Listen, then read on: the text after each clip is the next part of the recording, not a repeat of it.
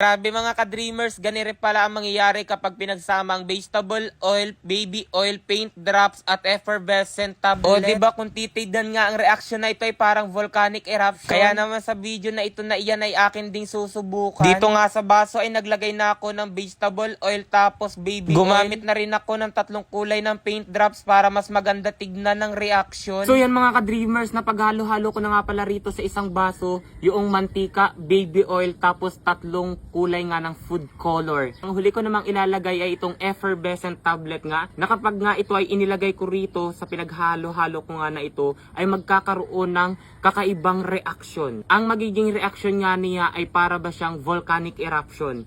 Yung tipong tataas yung mga bula tapos biglang bababa. Okay. O, di ba nakamamangha naman talaga yung kaya naman susubukan natin kung magiging ganun nga bang reaksyon kapag inilagay natin itong effervescent tablet.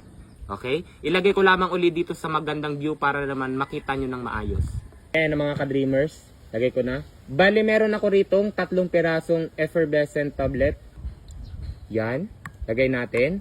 Yung napanood ko, nagkaroon siya ng cut. Ayan na! Ang bilis lang na reaksyon! Ayan na! Legit! O, di ba ang galing? Para na nga siya mga ka-dreamers, volcanic eruption. Okay, kung inyong mapapansin, napakaraming na buong bula-bula. Tapos bigla siyang tumataas at bumababa. O, look at the reaction. Ang galing! Grabe. Very amazing. Super galing. Kita niyo mga ka-dreamers, kung kayo ay nakapunta na nga doon sa hukay, tapos may makikita kayo doong ulo-ulo. Ulo-ulo. Ganyan ang hugis nitong ating mga bubbles. Tingnan nyo naman, napakabilis ng reaction. Kala ko maghihintay pa ako ng ilang minuto para magkaroon siya ng reaction. Pero, within almost 2 seconds. 2 seconds lang. Parang 2 seconds lang naman. Ayan. Para talaga siyang volcanic eruption. Kala mo talaga nakakita na personally ng volcanic eruption. Di ba napakaganda? Ayan. Legit na legit pala talaga siya mga ka-dreamers. Yeah, sorry. Di ba napakagaling nakuha natin? Tignan nyo naman yung ibabaw ng ating baso. Naiipon doon yung mga food color. Mga food color, nabibilang. Tignan nyo. Di ba parang tulad nga talaga siya ng isang bulkan. Ayan, kumukulo-kulo siya rito sa bahaging itaas. Tapos kapag tinignan mo naman sa bahaging ibaba, ayan, tumataas-taas at bumababa. Di ba ang galing niya? Ang galing! Di ba legit na legit talaga siya? Dahil sa inilagay nating effervescent tablet, nagkaroon siya ng kakaibang reaction. Ayan. Kung inyong makikita, parang nagkaroon siya ng acid. Ayan umaangat talaga siya. Yung tipong makikita mo sa soft drinks. Yan di ba ang galing niya Para siyang fountain. So yan mga ka-dreamers, as you can see nga rito, successful na naman yung aking ginaya sa TikTok. Sa sobrang panggagaya ko, buti na lamang talaga yung ginagaya ko ngayon ay tunay. Kung inyong mapapansin, nung aking inilagay nga yung effervescent tablet, nagkaroon siya ng reaction, nagkaroon ng bula-bula, then umaangat at bumababa. Diba? Sabi nga doon sa aking napanood, kung ihahalin tulad mo siya sa isang pangyayari, tulad siya noong volcanic eruption. Diba? Ang galing niya. Legit na legit.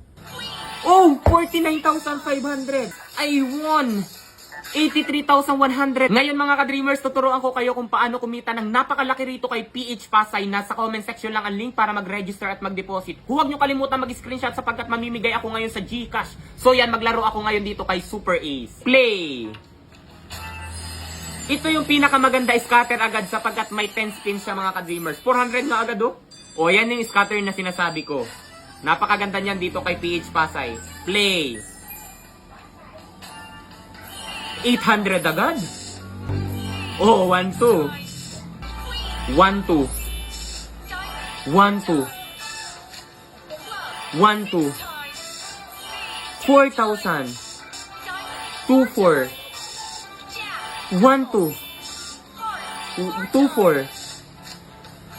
49,500.